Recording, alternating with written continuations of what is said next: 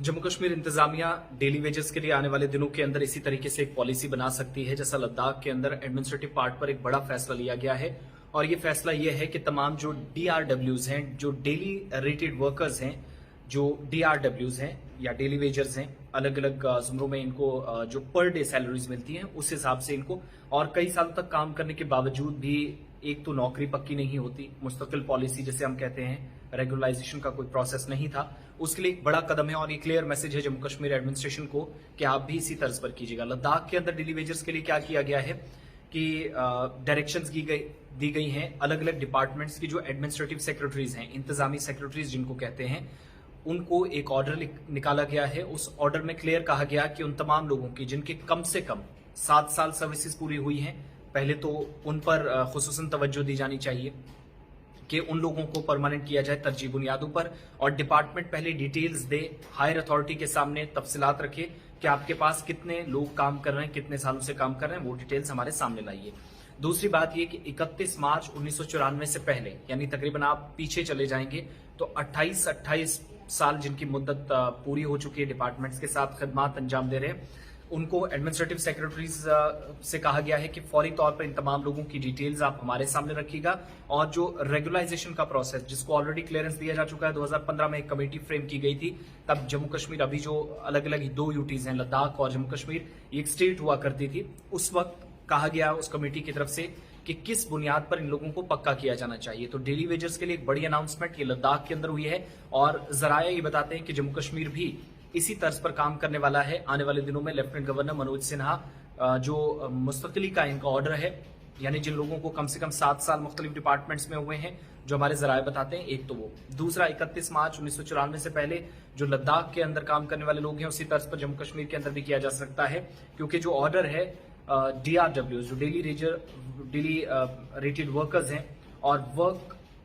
जहां जो चाइल्ड मुलाजमीन हैं, इनके ज़ेरे इल्तवा जो मामलात हैं, गुज़श्ता कई बरसों से केसेस पेंडिंग पड़े हुए थे, उनको फौरी तौर पर कार्रवाई की जानी चाहिए। डिपार्टमेंट्स में काम भी कर रहे हैं, लेकिन मामले अभी तक किसी तरीके से हल नहीं हो पाए थे, जिसके बाद इंतजामिया इस पर नाराज भी नजर आई है। GAD के तर्जुमान की तरफ से कहा गया कि ये उनके नोटिस में ये बात आई है कि मुख्तलिफ महकमों के पास SRO 64 के तहत, SRO 64 के तहत जो डेली रेटेड वर्कर्स हैं, वर्क चाइल्ड मुलाजमीन हैं, उनकी रेगुलाइजेशन के मामलात पेंडिंग पड़े हैं, रेगुलर अभी तक नहीं हो सके हैं। 7 साल से ऊपर कई लोगों की सर्विसेज, और 1994 से भी कई लोग काम कर रहे हैं, उन लोगों को भी अभी तक परमानेंट नहीं किया जा सका है। 2015 में एक बाख्तियार कमेटी बनाई गई थी रियासती सतह पर, यानी आज तो यूटीज हैं, जम्मू कश्मीर और लद्दाख 2 केंद्र शासित प्रदेश हैं, तो उस कमेटी को जिम्मेदारी दी गई थी कि आप एक प्लान फ्रेमवर्क कीजिएगा जिसमें ये बताएं कि यूनियन टेरिटरी के अंदर, बल्कि रियासत के अंदर उस वक्त कितने मुलाजमीन किस डिपार्टमेंट के अंदर आते हैं, तो वो बताइएगा। उन डिटेल्स सामने लाने के बाद फिर ये अंदाजा लगाया जाएगा कि कितने लोग कितने सालों से काम कर रहे हैं। अब जो पुराने लोग थे, सबसे पहले प्राथमिकता उनको दी जाएगी, प्रायोरिटीज में वो रखे गए। SRO 64 के तहत जो जो लोग काम कर रहे थे, उनके कागजात की जांच और कार्रवाई होगी, जिसके बाद वो रेगुलाइजेशन मजाज अथॉरिटी के सामने, यानी जिसने आखिरी मोहर लगानी है कि कौन सा मुलाजिम पक्का है, कौन अभी 7 साल या 1994 के बाद अब तक खिदमत अंजाम नहीं दे रहा, तो मजाज अथॉरिटी, जो कॉम्पिटेंट अथॉरिटी जिसको आप कहते हैं, उसने अंतिम फैसला लेना है, निर्णय वहां से होगा। मगर जो यहां तक एडमिनिस्ट्रेटिव सेक्रेटरीज की बात है, तो उन्हें डिटेल्स मांगी गई हैं, वो डिटेल्स कंसर्न ऑफिशियल्स के सामने आएंगी, जिसका मतलब ये हुआ कि यूनियन टेरिटरी के तमाम हिस्सों में जितने लोग काम करने वाले लद्दाख के अंदर हैं, उन्हें पक्का किया जाएगा 1994 से अब तक जिनके केसेस पेंडिंग थे। इसी तरीके से जम्मू कश्मीर के अंदर भी बहुत सारे लोगों ने अप्लाई किया है। हालांकि ये दिवाली भी जब लोग अपने से मना रहे थे, बल्कि तो